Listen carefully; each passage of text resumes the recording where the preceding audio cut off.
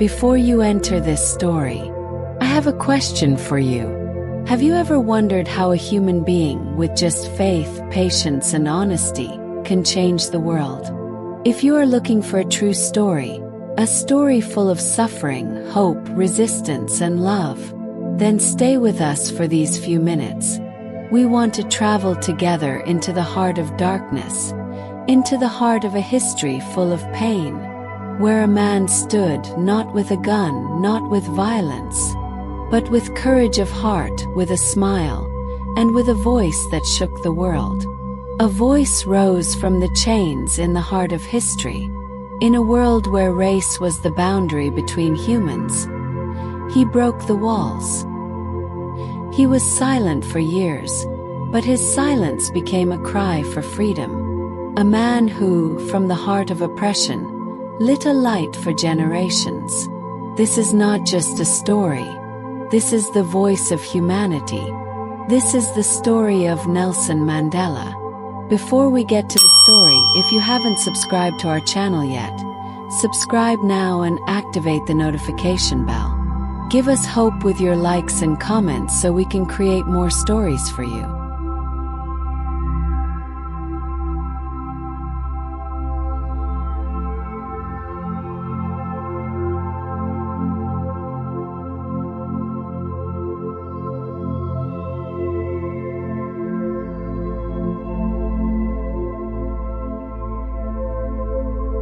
A Path Through Darkness. The story of Nelson Mandela.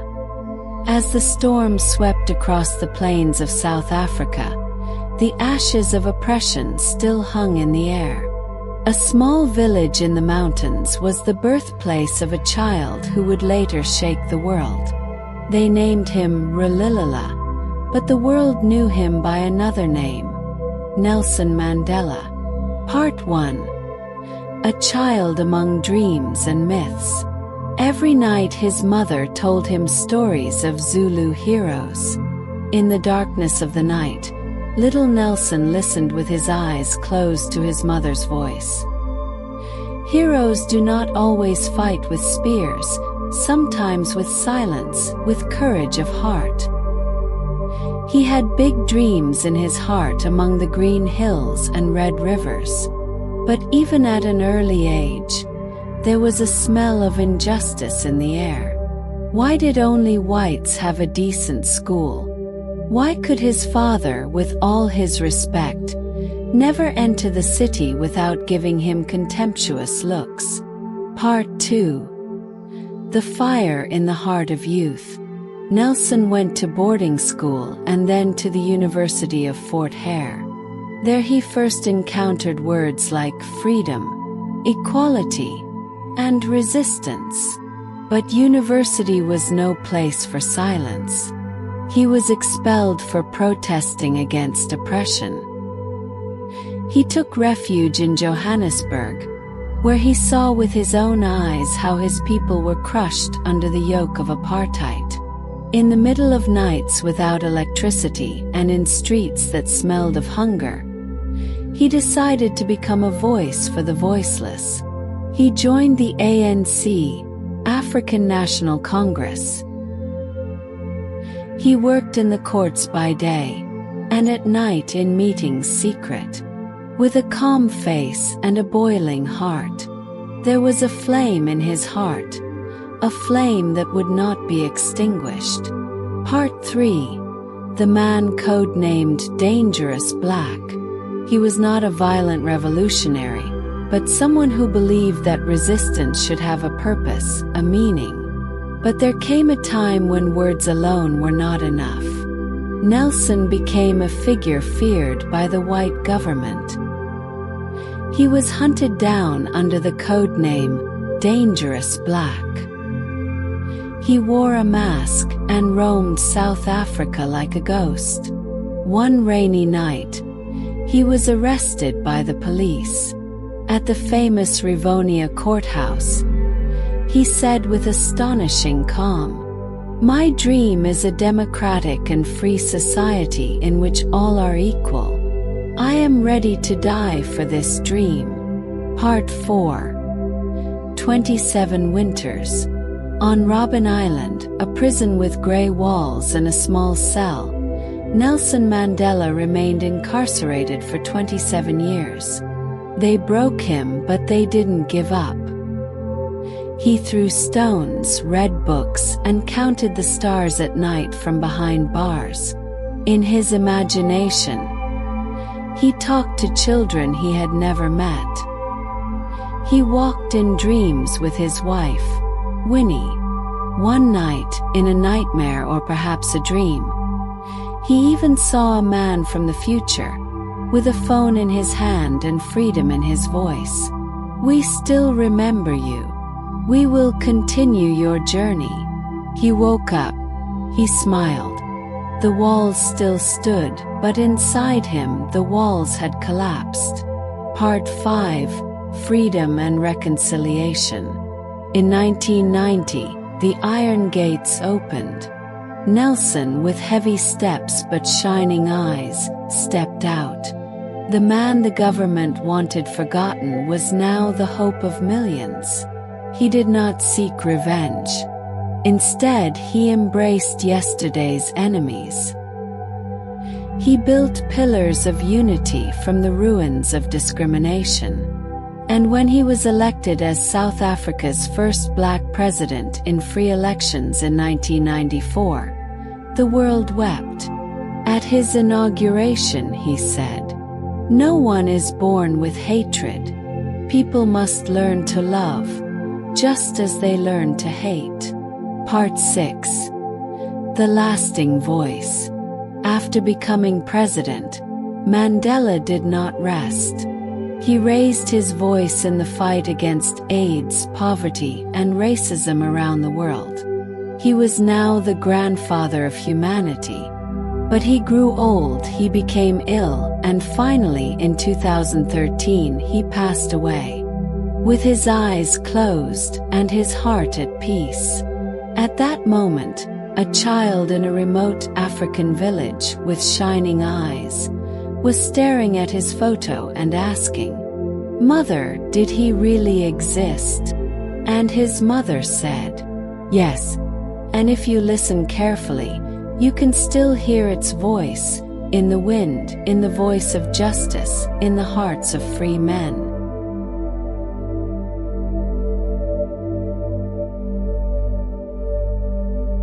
Nelson Mandela may be gone, but the path he paved is still ahead of us. He taught us that even in the heart of darkness, a light can be turned on, that freedom is not just a word. It is a responsibility, a voice that is still alive in us, in you and me. If this story speaks to your heart, if it makes you think even for a moment, then know that Mandela's path still continues. In every choice we make, in every quiet protest, in every smile to humanity. Thank you for being with us so far. If you enjoyed this story, don't forget to subscribe to our channel and activate the notification bell so you don't miss the next stories. Give us energy with your likes and comments so we can create more stories for you. And don't forget, tell us in the comments who the next story should be about. Until the next story, hoping for a brighter world.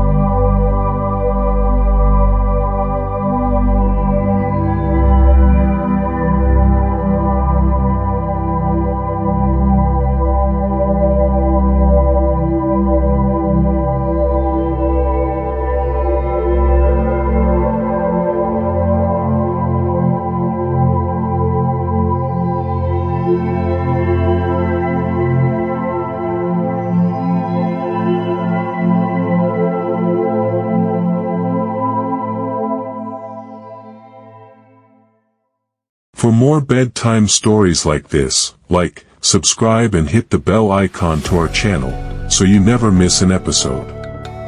See you next time. Tell us in the comments which historical figure the next clip should be about.